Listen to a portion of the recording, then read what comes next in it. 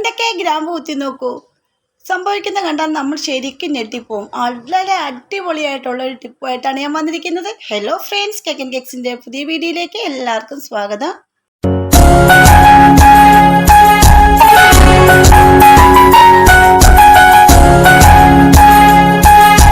ഇന്നും വളരെ യൂസ്ഫുൾ ആയിട്ടൊരു ഹെയർ ഓയിലിൻ്റെ വീഡിയോ ആണ് കേട്ടോ. നമുക്ക് വെണ്ടയ്ക്കായും കൊണ്ടാണ് ഈ ഒരു ഹെയർ ഓയിൽ തയ്യാറാക്കുന്നത്. ഇതിൻ്റെ റിസൾട്ട് ശരിക്കും നമ്മളെ ഞെട്ടിക്കും. അത്രയ്ക്ക് നല്ല റിസൾട്ടാണ് കിട്ടുന്നത്. അപ്പം നമ്മൾ വലിയൊരു 3 വെണ്ടയ്ക്കാണ് ഇവിടെ എടുത്തിട്ടുണ്ട്. 3ൻ്റെ ആവശ്യമില്ല. നിങ്ങൾക്ക് എത്ര ഓയിൽ ചെയ്ത് വെക്കണം അത്രയും നിങ്ങൾക്ക് എടുക്കാം. പിന്നെ 2 എണ്ണം മാത്രമേ എടുക്കുന്നുള്ളൂ ഇവിടെ. പിന്നെ 3 വെണ്ടയ്ക്ക ഇവിടെ നിന്ന് കഴുകി എടുത്തിട്ടുണ്ട്. നല്ലപോലെ ടിഷ്യൂ പേപ്പറിൽ ഒന്ന് തുടച്ച് വൃത്തിയാക്കി വെള്ളമായി ഇല്ലാതെ എടുക്കുക.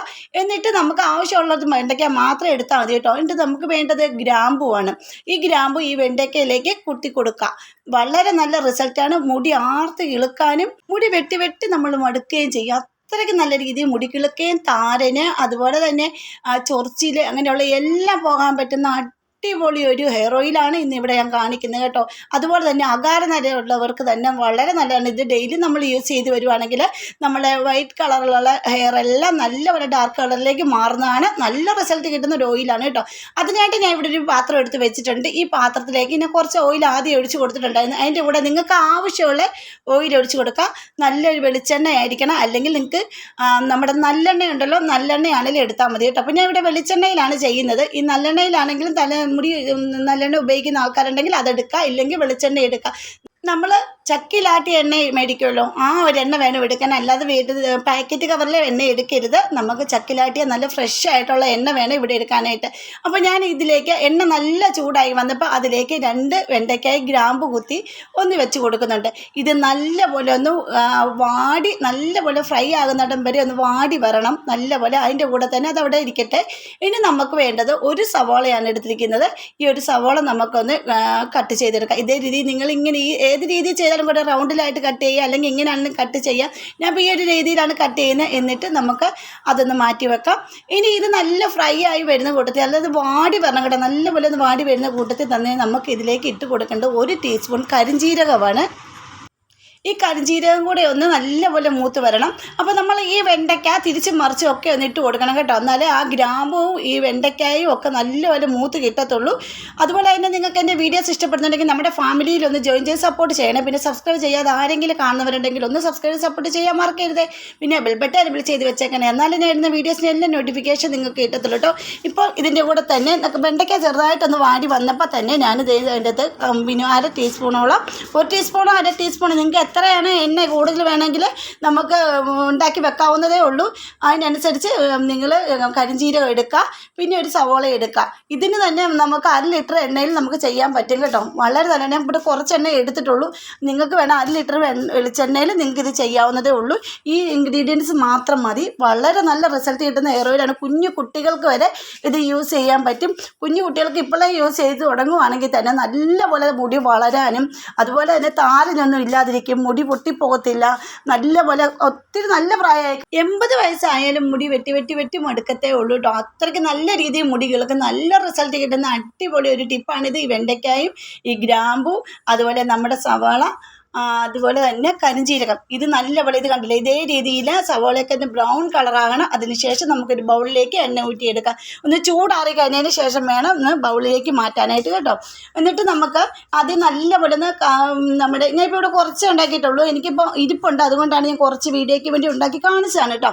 അപ്പോഴത്തേക്ക് ഇതൊന്ന് ഇട്ടതിന് ശേഷം അതിലേക്ക് നമുക്ക് ഒരു സ്പൂൺ വെച്ചൊന്ന് പ്രസ് ചെയ്ത് കൊടുക്കണം. പ്രസ് ചെയ്ത് കൊടുക്കുമ്പോൾ എണ്ണയെല്ലാം അതിലേക്ക് വീഴുന്നതായിരിക്കും കേട്ടോ.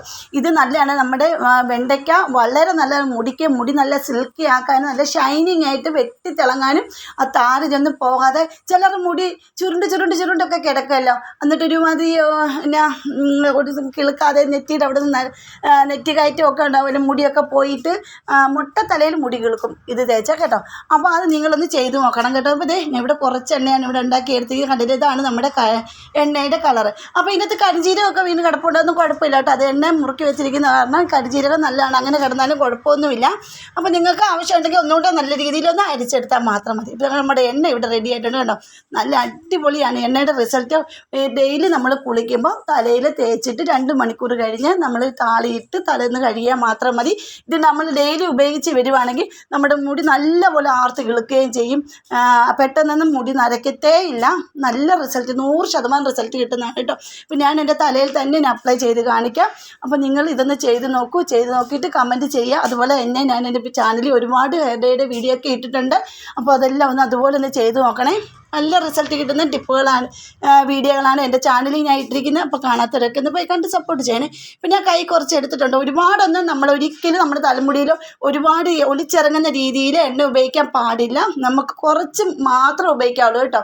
ഒരുപാട് മുടിയുള്ളവർക്ക് ഒത്തിരി എണ്ണ വേണം. എന്നാൽ തലയോട്ടിയിലൊക്കെ ചെറിയ രീതിയിലൊന്ന് മസാജൊക്കെ ചെയ്ത് കൊടുത്തിട്ട് മുടിയുടെ അറ്റം വരെ നമ്മൾ ഈ എണ്ണയൊന്ന് തൂത്ത് കൊടുക്കേണ്ടതാണ്. അപ്പോൾ ഇത് കണ്ടില്ലേ, ഇതാണ് നമ്മുടെ എണ്ണ.